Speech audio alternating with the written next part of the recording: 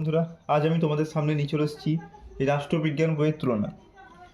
আমি রাষ্ট্রবিজ্ঞান বইটা দেখলাম, বইটা ভালো আছে, তবে বইটার কিছু খারাপ গুণ আছে যে অনেক কোশ্চেন মিস করেছে।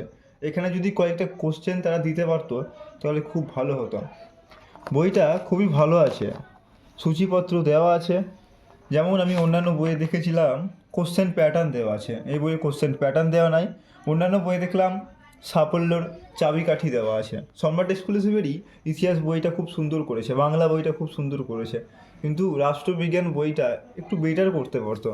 ভালো করেছে, 2 মার্কের কোশ্চেন যথেষ্ট দিয়েছে, ঠিক আছে, কিন্তু 6 মার্কের কোশ্চেন মাত্র 2টো দিয়েছে।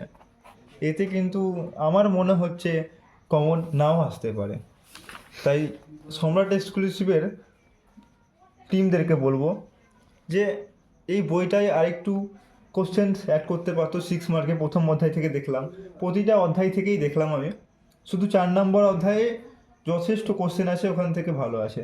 বাদবাকি প্রথম অধ্যায় থেকেও কোশ্চেন সেরকম নেই, খুব অল্প কোশ্চেন দিয়েছে, সীমিত কোশ্চেন, একটা দুটো কোশ্চেন পরে কি কমন আসবে আসবে কি আসতে পারে সেটা বলার বিষয় নয়, কিন্তু যে বইটা পড়লে যথেষ্টভাবে 100% হয়ে যাবে সেটা নয়।